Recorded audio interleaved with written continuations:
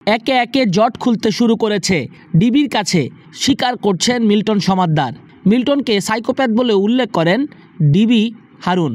পথে ঘাটে পড়ে থাকা অসুস্থ মানুষকে তুলে দিতেন নিজের child and old age care নামের আশ্রমে। শুরু থেকে শেষ পর্যন্ত টিমের সদস্যদের নিয়ে মানবিক ভিডিও তৈরি করে তা সামাজিক যোগাযোগ মাধ্যমে ছড়িয়ে দিতেন প্রতিষ্ঠানটির চেয়ারম্যান মিল্টন সমাদ্দার। এরপর এ ধরনের অসহায় মানুষের পাশে দাঁড়াতে আহ্বান জানাতেন তিনি। মানবিক কারণে তার কাছে দেশ বিদেশ থেকে টাকা পাঠাতেন বহু লোকজন। সেই দানের টাকার অংশ দিয়েই নিয়মিত মাদক সেবন করতেন মিল্টন সমাদ্দার। এছাড়া তার নানা প্রতারণা আর অপকর্মের তথ্য পাচ্ছেন গোয়েন্দারা।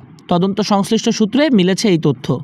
মিল্টন সমাদ্দারের স্ত্রী মিঠু হালদারও গোয়েন্দা জেরার মুখে পড়তে যাচ্ছেন। তাকে জিজ্ঞাসাবাদের সিদ্ধান্ত নিয়েছে ডিবি।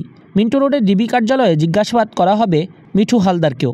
ডিবি জানায়, মিল্টন সমাদ্দারের আশ্রমে অনেকেরই অজানা কারণে দুনিয়া ছাড়তে হয়েছে, কিন্তু নিয়ম অনুযায়ী তা নিকটস্থ থানায় জানানো হয়নি। শুধু নিজের প্রতিষ্ঠানের চিকিৎসক মাহিদ খানের স্বাক্ষরে ডেথ সার্টিফিকেট তৈরি করে দাফন করা হতো, কিন্তু সেই চিকিৎসকেরও স্বাক্ষর জাল করতেন মিল্টন সমাদ্দার। মিল্টনকে জিজ্ঞাসাবাদের সঙ্গে সম্পৃক্ত ডিবির এক কর্মকর্তা জানান, তারা সেই চিকিৎসককেও ডেকে জেরা করেছেন। ওই চিকিৎসক জানিয়েছেন, সামাজিক যোগাযোগ মাধ্যমে মিল্টন সমাদ্দারের মানবিক কাজ দেখে তিনি যোগাযোগ করেছিলেন মিল্টনের সঙ্গে। মানবিক কারণেই মিল্টন সমাদ্দারের প্রতিষ্ঠানে যুক্ত হন তিনি। কোনো বেতনও নিতেন না, খুব বেশি যেতেনও না, কিন্তু আশ্রমের বাসিন্দাদের মারা যাবার পর তার স্বাক্ষরে সনদ দেওয়া হলেও কোনো স্বাক্ষরই তার নয়।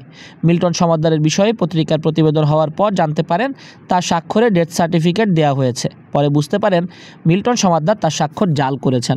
এটা তো একটা অবৈধ কাজ, এও উল্লেখ করেন ওই ডাক্তার। ঢাকা মহানগর পুলিশের অতিরিক্ত কমিশনার জানিয়েছেন, মিল্টন সমাদ্দার রিমান্ডে রয়েছেন। তার বিরুদ্ধে যেসব অভিযোগ রয়েছে সেসব বিষয়ে তাকে জিজ্ঞাসাবাদ করা হচ্ছে।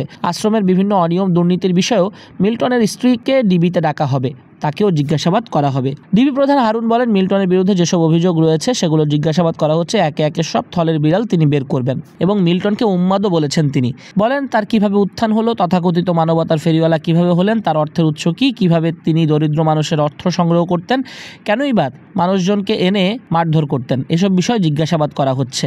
সোশ্যাল মিডিয়া ব্যবহার করে মিল্টন কিভাবে অর্থ উপার্জন করতেন এবং কারা তাকে সহায়তা করতেন তাদেরও শনাক্ত করে প্রয়োজনে তথ্য নেওয়া হবে বলে জানিয়েছে ডিবি। 3-4টা ব্যাংক অ্যাকাউন্টে মিল্টনের কোটি কোটি টাকা রয়েছে।